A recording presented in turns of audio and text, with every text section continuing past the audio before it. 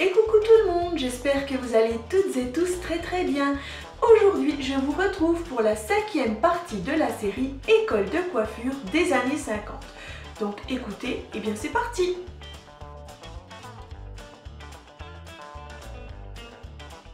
Je prends mon peigne à délimiter comme ceci et je vais venir donc délimiter une grosse section au niveau de l'avant de mon crâne. Alors pour ce faire, je fais déjà une raie comme ça sur le côté, comme ceci. Voilà. Et ensuite je pars du milieu du crâne et je fais un bel arrondi.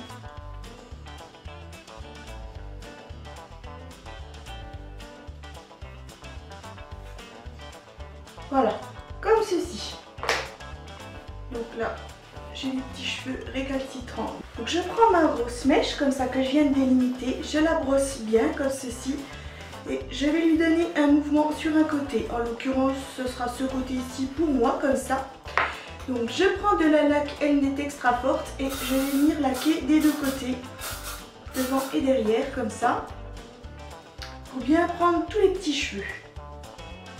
Donc ensuite, je vais enrouler la mèche sur elle-même, comme ceci, en m'aidant de mes pouces.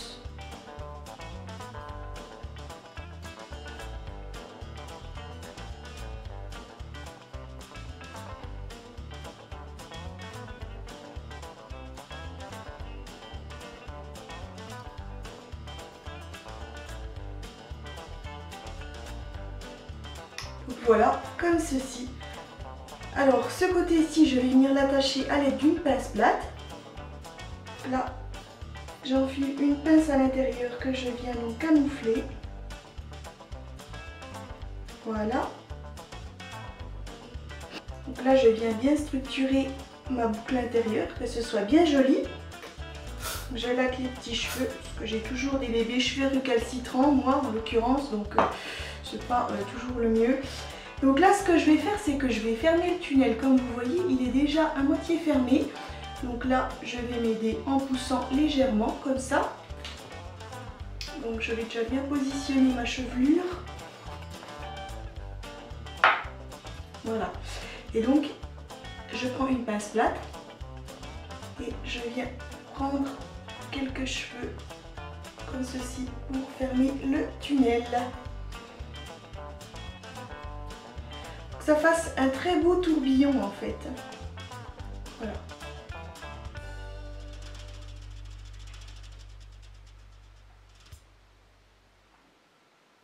Ensuite, je viens brosser le restant de ma chevelure pour mettre les boucles bien en place.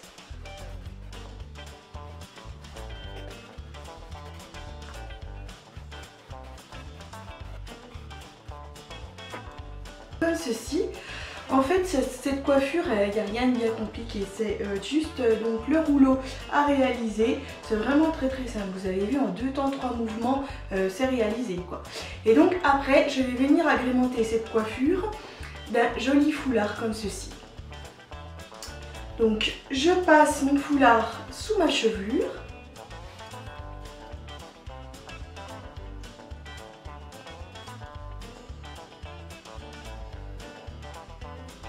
Et je vais venir l'attacher au-dessus du crâne.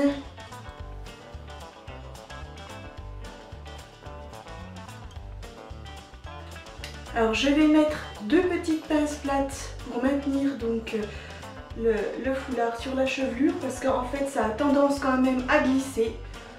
Donc je vais mettre 2 pinces plates pour sécuriser. Et maintenant je vais pouvoir donc réaliser un nœud.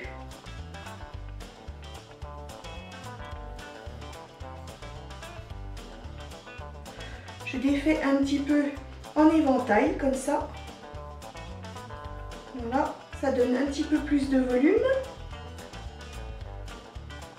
Donc là la coiffure est réalisée. Donc le Suicide Roll, en fait son nom tient parce qu'en fait le rouleau a été fait à l'envers. Après je n'ai pas l'explication exacte pourquoi ça s'appelle comme ça. Je pourrais pas vous expliquer vraiment donc pourquoi ça s'appelle comme ceci. Donc ce que je vais faire, c'est que je vais tourner sur moi-même pour que vous puissiez voir donc le côté et l'arrière de la coiffure.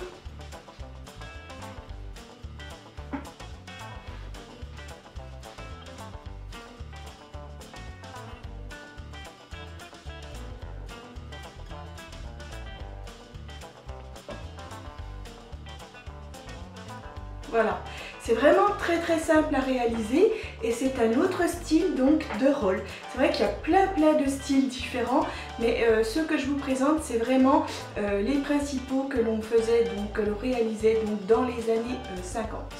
Voilà, donc on va pouvoir passer à la coiffure numéro 2.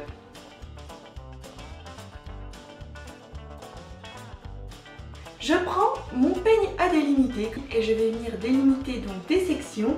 Alors je vais déjà délimiter une section comme ceci sur un côté.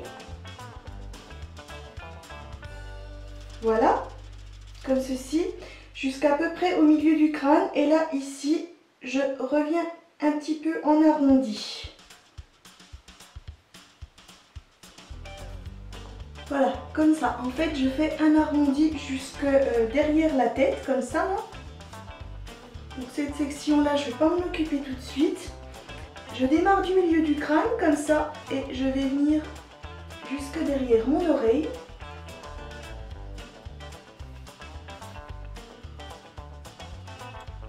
Comme ceci. Je brosse mes cheveux en arrière, comme ça. Voilà.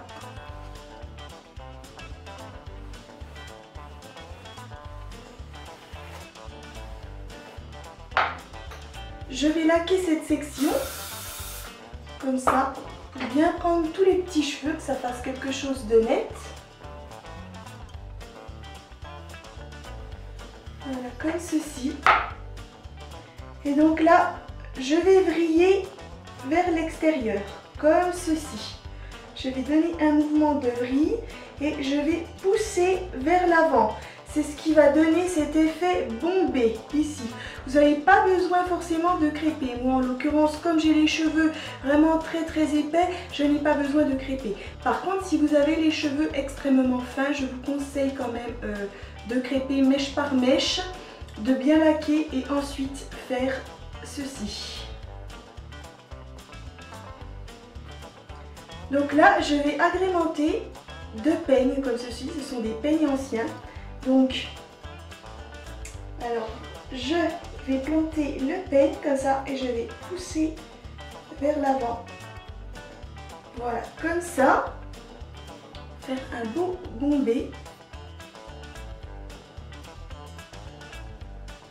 Bien joli. Voilà. Donc, ce côté-ci est déjà fait. Maintenant, je vais venir m'occuper de la seconde partie. Donc je démarre du milieu du crâne comme ça et je vais venir jusque derrière mon oreille. Je prends vraiment une très grosse mèche cette fois-ci.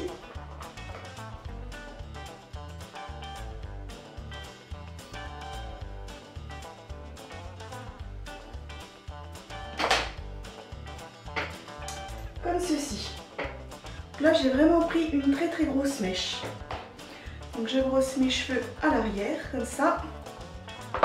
Donc je prends cette grosse mèche, comme ça là.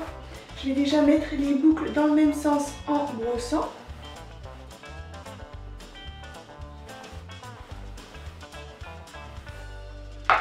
Je vais venir laquer tous les petits cheveux.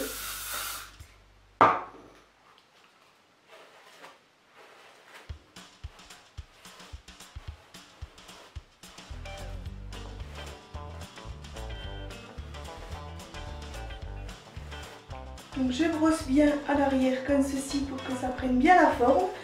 Et je vais lui donner une forme comme ceci. C'est-à-dire que je ne vais pas tout droit comme ça. Je vais donc sur un côté.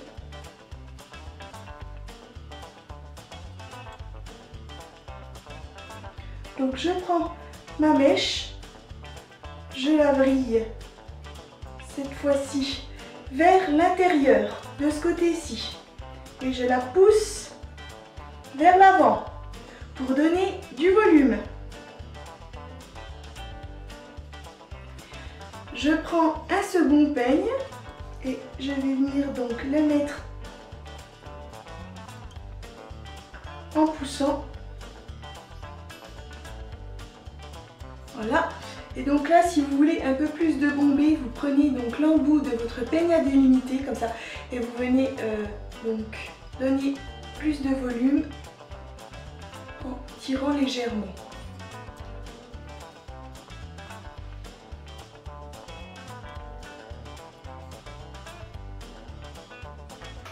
Ensuite, on vient laquer.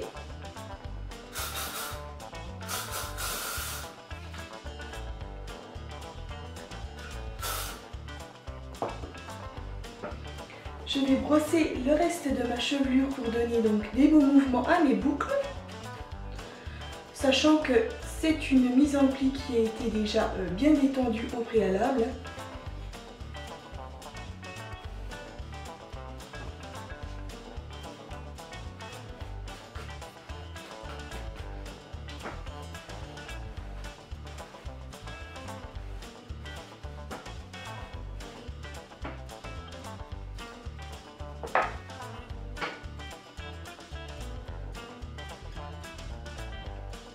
Alors les boucles qui sont donc des mèches que j'ai confectionnées, on essaie de les remettre comme il faut dans la chevelure, que ce soit un beau rendu. Et on lave bien le tout. Et voilà. Ça c'est une façon de mettre donc les peignes anciens de nos grands-mères. C'est vrai qu'il y en a des très très jolis. Ça peut faire autant une coiffure de jour que des coiffures de soirée. Si vous avez des peignes qui sont très travaillées avec des strass ou bien encore incrustés, gravés, il y en a des magnifiques. C'est vrai que moi j'ai une collection de peignes qui sont juste superbes. Donc il y a plein de possibilités de coiffure donc pour insérer des peignes à l'intérieur. Je vous montrerai donc dans d'autres vidéos comment les mettre donc différemment. En l'occurrence là c'est une coiffure de jour facile et rapide à réaliser, c'est vraiment parfait pour tous les jours. Donc maintenant je vais pouvoir tourner sur moi-même pour que vous puissiez voir donc les côtés et l'arrière de la coiffure.